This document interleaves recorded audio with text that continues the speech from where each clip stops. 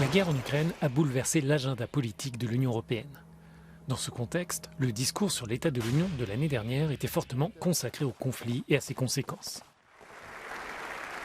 La présidente de la Commission européenne avait annoncé des engagements. Ont-ils été tenus? Voici des éléments de réponse. And I want to make it very clear. The sanctions are here to stay. Ursula von der Leyen a promis des sanctions contre Moscou, parole tenue. Le prix du pétrole russe est plafonné et il est interdit d'exporter vers la Russie des technologies critiques. Mais la guerre fait toujours rage et pour certains analystes, l'Union doit faire davantage.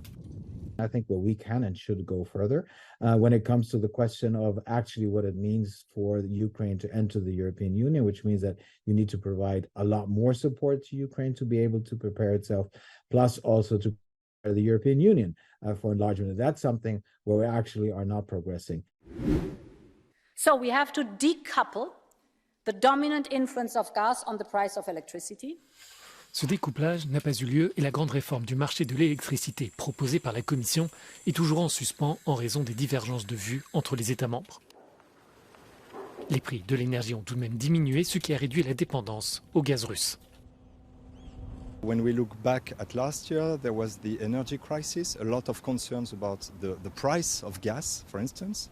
And of course, the Commission promised to fight this crisis and to bring prices down. In a way, it was done. Nous devons travailler sans relâche à l'adaptation climatique et faire de la nature notre premier allié. Le pacte vert reste la priorité de la Commission. Elle essaie de pousser l'ambition européenne avec, par exemple, la fin progressive d'ici 2035 de la vente de véhicules à moteur à combustion.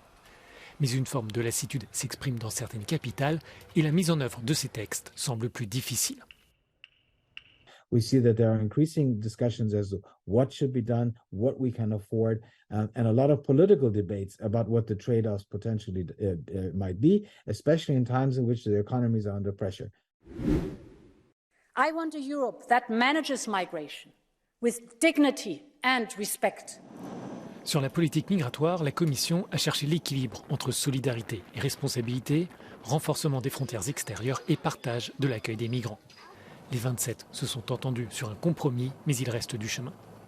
There is a compromise on the table, but we know that a lot of countries, a lot of governments are not happy because they are frontline countries or because they don't want to have migrants coming to their countries. So it will be difficult to find a solution that satisfies everyone.